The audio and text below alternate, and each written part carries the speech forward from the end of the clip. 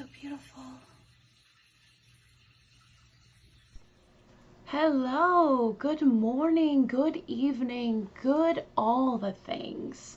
Hi, I'm Katie Brannon, and this is Tea Time True Crime with Katie. So, tonight, or I should say this morning, this podcast is being filmed right before Halloween, and if you're watching right now, hi! Thank you so much for checking out my channel, and happy Halloween! Yes! All the good vibes, even though it's 3 o'clock in the morning while I'm doing this podcast. So we have the white candles lit. I have my amethyst lights on. Beautiful energy in here. Wonderful, uplifting artwork behind me. All the good vibes. And of course, my little dude, my little pumpkin dude. So yeah, I am very, very excited about this story because it's also spooky. And I came across this case at the perfect time. But of course, true crime is not happy. But if you are the believer of the paranormal and other energy, welcome, my beautiful, beautiful people. As I've been researching this case, there is a lot of naysayers, a lot of people that want to put logical explanations to this. But I feel that when I first heard this case, you probably heard this case in Unsolved Mysteries, but I remember this case actually from Beyond Belief, Fact or Fiction. So let's get going. Let's do it. So I have seen, you guys, that I have gotten, a little growth on my social media. Wow. Well, thank you so much. This means a lot. If you are fascinated in the subject of true crime and spirituality and good vibes, please hit like, share, and subscribe. And then hit the notifications button so you know when my next video comes. I'm doing premiere videos, so you get to know ahead of time so you do not miss my videos. Of course, there is going to be links in the description below of social media, and then also my suggestions of crime cases if you want me to cover or look over. So, without further ado, we are going to be talking about Teresita Basa. Now, Teresita Basa, she was born in the Philippines in 1929. Now, in her 30s, she moved to the United States to study music. I love that. Let me know if you love music down below, and what kind of music do you like? Later, though, I'm guessing it didn't pay enough, as our arts rarely do what makes us happy. She became a respiratory therapist at Edgewater Hospital in Chicago. So right now we're in the 1970s region right now. And of course, let me know how you feel about the story at the end. Okay? And please remember, this is a real person who passed away. And I forgot to do a disclaimer. I apologize. Warning, my video contains adult situations, talks of crime scenes, and also just not good for the soul. So if you are very sensitive and cannot handle details like that, please click off my video. And I wish you all the good vibes. Thank you. So Teresita was known to be a wonderful person. She actually was very kind and patient, and people adored her. She was a little on the quiet side, but she also was very generous, which is very kind. So February 21st, 1977, I'm going to tell you something that is not very kind, okay? At 10 p.m., there was thick smoke coming from an apartment in Chicago. And there was a mattress that was on fire. It didn't fully engulf the apartment, thank goodness. It just was on fire in that particular room of that apartment. there was a 48-year-old woman who was nude, and she had a butcher knife stuck in her chest. Awful, awful scene that I'm picturing right now. So you have this woman on fire, you have her nude, and you have her stabbed to death. Yeah, with the knife still in her chest. That's pretty hardcore, man. That's really, really hardcore. And especially when a woman is from a different country, you have to realize customs and culture are different from the United States. So leaving her completely nude was just humiliating. Like, not only she had to die this horrible, horrible demise, okay, you had to take all her clothes off too. So of course, when the police arrived at the scene, they thought the worst. I mean, they already thought it's pretty bad, but then, you know, they thought yeah. Right away, when there is a crime scene investigation, the spouse, the boyfriend are always questioned. So Teresita's boyfriend was questioned because there were, well, neighbors said that they were like bickering and stuff like that between them and little fights. Nothing too severe. I feel like if you're in a partnership, there's gonna be bickering because there is a right and wrong way to fight. You know, you're allowed to have disarguments. So they found no evidence to link the boyfriend to the crime. And the case, sadly, grew cold. Now, forgive me, you guys. I know the person we're talking about is Teresita Basa, okay? Now, the other names that I have found in my research were given different names. I'm thinking to cover up the identities of this very controversial case, because this case was not only not for the faint of heart, but the prosecution and evidence, it was one of the firsts. So the case has grown cold, which means there are no leads and there is no like more time. I mean, there's too much time now to solve the case, which is really sad because that's why they have 48 hours, because the first 48 is like the prime time of getting evidence and securing a case. But sadly, Teresita's was looking on the cold stack in the files. So 6 months go by. Remy Chua reached out to Detective Joe Stratula, who was the lead detective on the case. So Remy and her husband, Jose, it said, they were Filipino as well. So perhaps this is a connection. You know, think about it. So, as I told you, Teresita was born in the Philippines. And now you have a husband and a wife that actually worked at the hospital, and Filipino connection, right? So they go to the detective and they're like, listen, we have to tell you something. And if we don't really tell you what I'm about to tell you, it's going to haunt me. And of course, detectives, you know, Statula is like, okay, what's going on? And you know, Remy is very, very apprehensive because this is something, you know, like it takes a lot for a professional, even a doctor or anybody in the medical profession, because you're taught mostly logic, you know, for saving people's lives. Makes sense. So Remy was very apprehensive talking to the detective. And she's like, well, I really need to talk to you. I have something to tell you.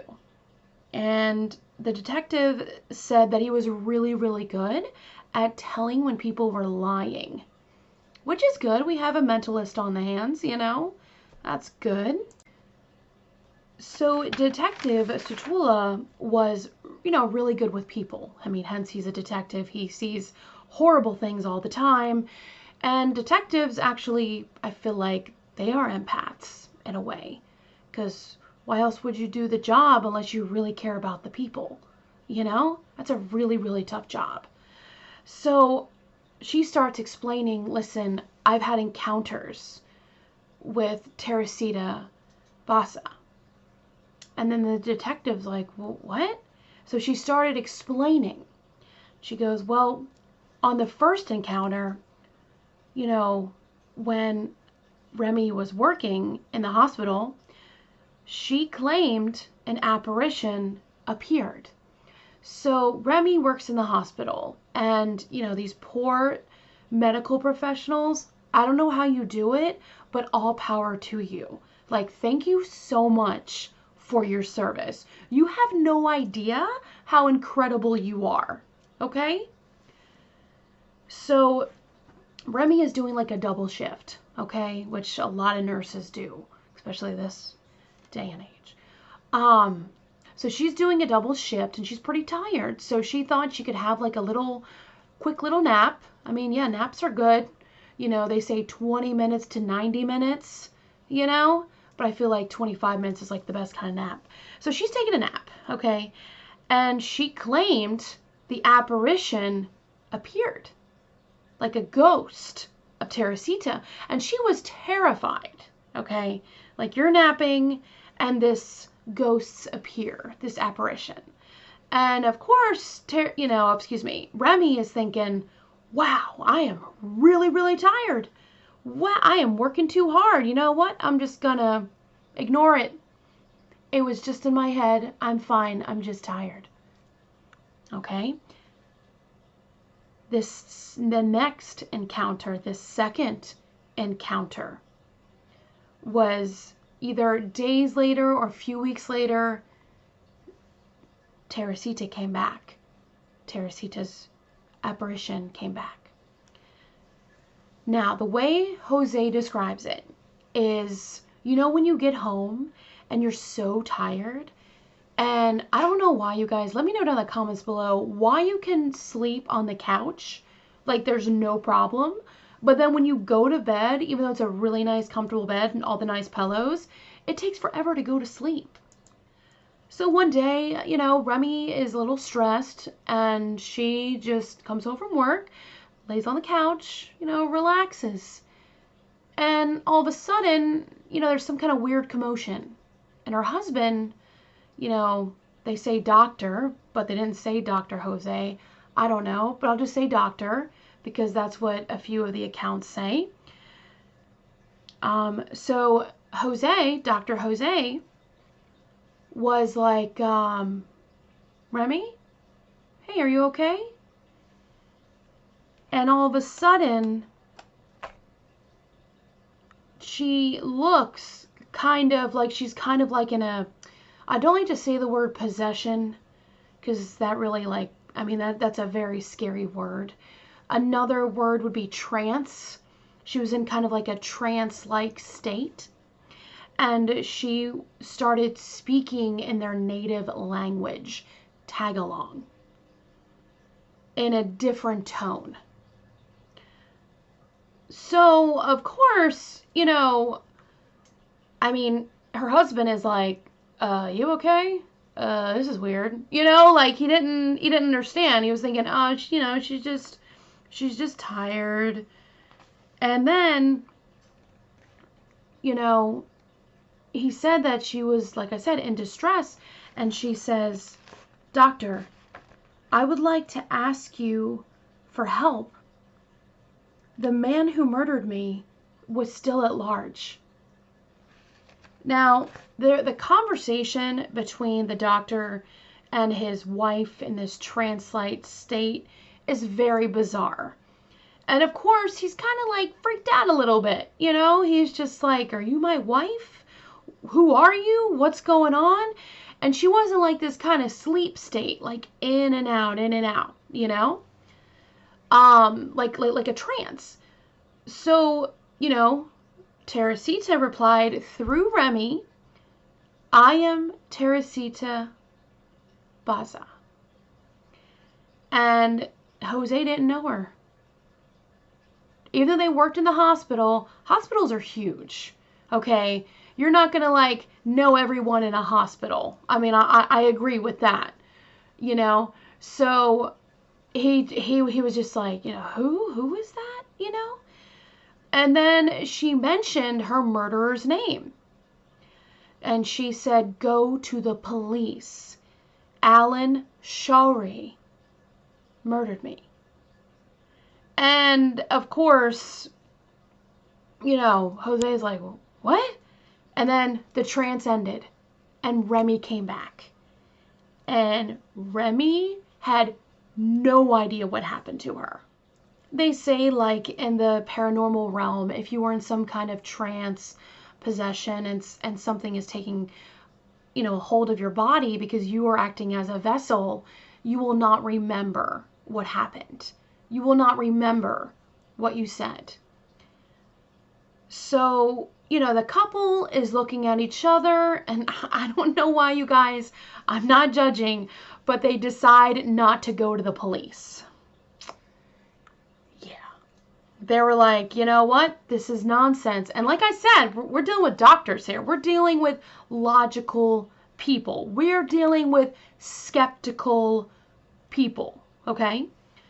So I'm like, I would, you know, but that's me. I would be like, okay, this person really wants me to go to the police, you know? No, I don't think, I think they believed, but they didn't know, like, what to do, you know? So time goes by a little bit more, just a little bit. I think they said, like, a few weeks later or something. On the third encounter, oh yeah, Teresita is Pissed, okay, not Piced, okay? So she comes back through Remy's body one night while she's sleeping and said in an agitated voice, why haven't you gone to the police? And again, Remy has no idea what's going on. So Jose is like, we can't help you unless you give us physical evidence. And Teresita replied, I have evidence. Alan stole my jewelry and gave it to his girlfriend. Now, that's very specific. So Jose went to the detective and told him about Remy and her visions of apparitions and what was said. Now, as I said before, the detective was really good at like spotting lies, you know, fakers, just trying to make up stories. But the detective really, really believed in Jose and Remy's story. I mean, it literally, he said he had like goosebumps. The hair like stood on the back of his neck when he heard this information. Now, of course, you cannot go to the court system and be like, hey, this ghost told me who murdered this person. Let's go. No. Gotta have physical evidence, which they're trying to get that. So, what the detective does is he gets the name and he starts doing background search. Whoa, he came up with stuff. Not only did he work at the hospital, sorry to do this to you guys, but there are 3 professions that this dude may have. Apparently he was a respiratory specialist, 1. I also heard he was an orderly, 2. And then the third one was that he was a janitor, 3. So I don't want to say specifically what his career was, but I will say that it was in the hospital. He worked at Edgewater Hospital in Chicago, okay? Not only that, he had, oh my gosh, he literally had previous assault charges and robbery convictions. Really? And you got a job at a hospital? What? Like, I don't understand that. I don't understand that at all. So, as soon as, you know, they interviewed people at the hospital. For some reason, now people are remembering.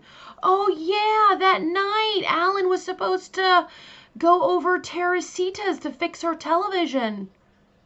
Why are you just coming up with this now? I don't understand that. I just don't. But that's what happened. So the detective goes really in depth, interviews people, and again gets some evidence again against Alan, and finds out that he was supposed to go over Teresita's to fix the TV. Now, they were friendly with each other because they worked together, which makes it very, very sad because Teresita, she trusted this person. So Alan Shulry is brought into the interrogation room, and the detective is trying to kind of grill him. And he's like, listen, were you at Teresita's home, the apartment? And he did. He said, yeah. He's like, I went over there to fix her television, but I forgot my tools, so I left. Okay, so he's there. We got him that night, on the night of the murder. Okay? But that's still not enough. He doesn't say anything else. So the detective decides to interview the girlfriend, bring in Alan Shulry's girlfriend, and not only that, to bring in Teresita's relatives, family, very, very close confidants, okay? They didn't say like aunt, uncle, or cousin or anything like that. They just said relatives, closeness to the family. And, the detective decided, when he talked to the girlfriend, he goes, I need you to bring your jewelry back in the station. I want you to bring the boxes it came in. I want you to bring all the jewelry that you have. And of course, you know what? She does. So the families of Teresita go through the jewelry, and the detective was like, is there anything here that looks like Teresita's? And immediately they found quite a few of jewelry that was Teresita's, including a beautiful jade necklace. There were rings and other jewelry as well. Now, the detective has evidence. He has, he has interviews. He has more stuff to go on. So again, he brings Alan back into the interrogation room, and Alan confesses. Alan actually confesses. He said he saw the jewelry and decided to come back and take it after he forgot his tools. One thing I forgot to mention before was when Teresita's body was found, there was a notepad on the table where the police didn't think anything of it because people scribble on notepads all the time, They saw that it said tickets to AS. I know, Alan Shulry. Okay. So Alan confesses.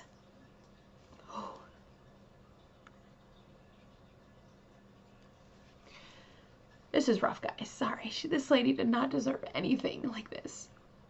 She died a horrible, horrible death. So I'm gonna take you back to the scene where she passed away.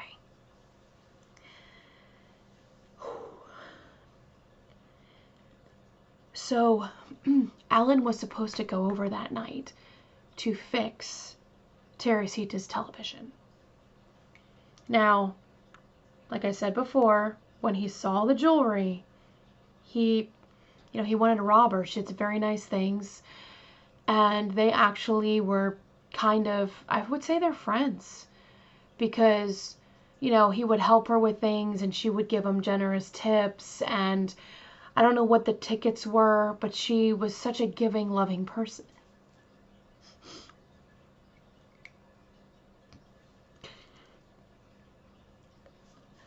I'm sorry. I'm really trying not to cry almost every podcast. So when he entered back at the apartment, because, he said he forgot his tools. I'm guessing she thought maybe he'll come back another day. But he arrived, and she's in her nightgown. And, of course, she's like, she's 48 years old. And I don't know why people keep thinking she's like senior citizen, but no offense to senior citizens, but she was still a very, like, a feisty, strong, confident woman, okay? He said that as soon as she turned her back, he put her in a chokehold and started strangling her. She must have been so scared. Like, the betrayal of not only someone you knew, but a friend.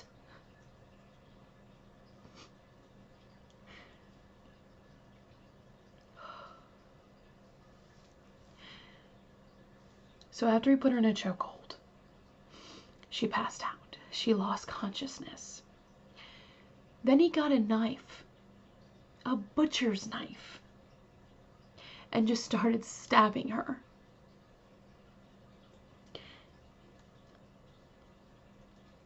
Then he left the knife in her,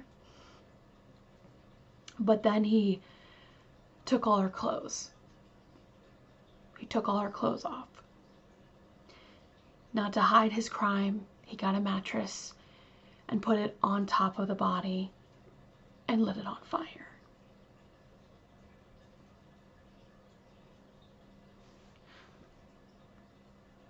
I just can't imagine the betrayal. Someone who you work with, someone you've been so kind to, just brutally takes your life. Sorry.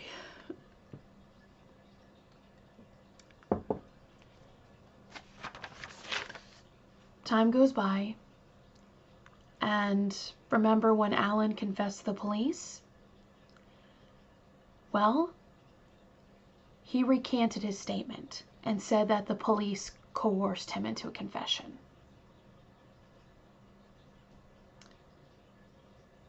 On the days of the trial, his defense attorney actually argued that, to his knowledge, a man has never been arrested because of his supernatural vision. Okay? And there was a mistrial, of course. There was a hung jury